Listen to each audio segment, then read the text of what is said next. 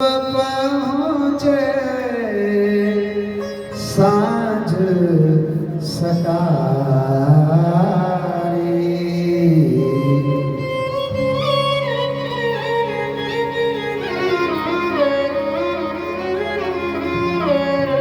पड़न लगी ब्रजलीला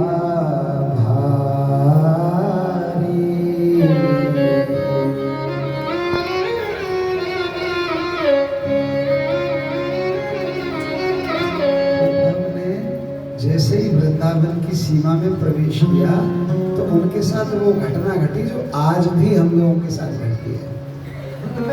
अलीगढ़ से हम किसी भी भाव से जाएं, जैसे ही वृंदावन में हम बस से उतर के घुसते हैं, चाहे मोटरसाइकिल से कार से, तो अनायासी आह्लादित होके मन से जो राधे राधे निकलती है और मन प्रफुल्लित जो होता है। वृंदावन में सब कुछ वैसा ही है जैसा अलीगढ़ में है, सब कुछ। ऐसी दुकान, ऐसी चाय, ऐसी सड़क, ऐसा ही नगर निगम, ऐसा ही बिजली वारों है, सब कुछ वैसा ही है ना। लेकिन वहां का जो आह्लाद है, ही रथ दूर से दिखा उद्धव का, ग्वाल वालों में हर्ष की लहर दौड़ गई, है ना। और वो एकदम दौड़ गए, नंद सखा आनंद से भागे,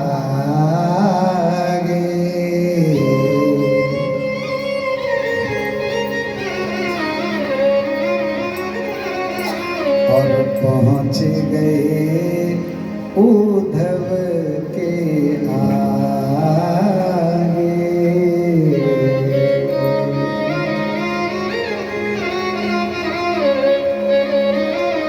सखाओं ने उद्धव का रथ देखा, पीतांबरी ओढ़े हुए भगवान जैसे शरीर है, तो बालकों को लगा कन्हैया आ गया। और जैसे ही दौड़े तो पीछे वालों ने जोर से कहा सही कह रहा है, आ गया होगा, क्योंकि रात मैंने सपना देखा है। लगता है माधव घर आए,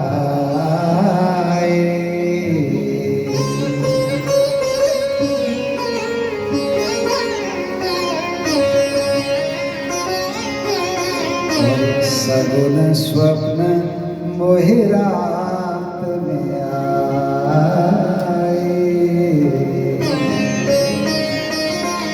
जो पीछे दौड़ रहे हैं वो कह रहे हैं कि मैंने सपना देखा रात में, कन्हैया आज अपने घर लौट के आ गया। और जब सारे इकट्ठे हो गए, बिल्कुल पास उद्धव के पहुंचे, तो उद्धव उतर के जब पास आए तो बालकों ने देखा कि सब कुछ कन्हैया जैसा था, लेकिन मोड़ो थोड़ा सा कन्हैया से नहीं है। बोले कन्हैया तो नहीं है, और तुरंत ही मुंह फेर लिया। उद्धव ने कहा भैया सुनो सुनो, बोले कन्हैया के अलावा किसी की नहीं सुनते। आचार्यगण ऐसा बोलते हैं कि कृष्ण का जो भक्त होता है उसको कृष्ण से कम कुछ नहीं चाहिए। कृष्ण प्रेमी को कृष्ण से जरा सा भी कुछ कम नहीं चाहिए। और वो बहुत लीला करके बहुत करते हैं कि इंद्र का पद दे दूं, ये दे दूं, वो दे दूं, और कुछ दे दूं। लेकिन आचार्यगण और रसिक कृपासु कहते हैं कि कृष्ण के प्रेमी को कृष्ण से किंचित नीचे कुछ नहीं चाहिए, कृष्ण ही चाहिए। तो वो कहते हैं नहीं, सब कुछ दिख रहा है, हमें खुद ही दिख रहा हो तो पूरा कृष्ण जैसा, लेकिन कृष्ण है ना, इसलिए नहीं।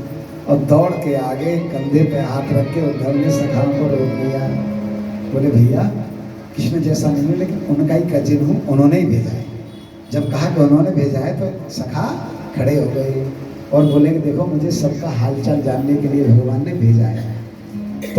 मैं समझ गया तुम भगवान की वही मंडली हो, टोक डंडा वाली, गिल्ली डंडा वाली मंडली तो ये जे।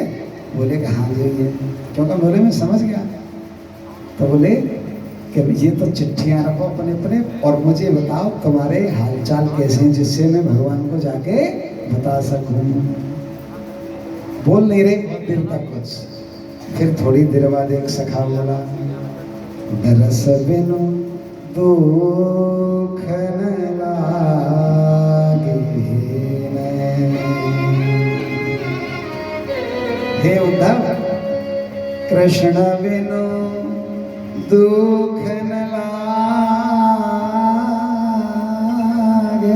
ने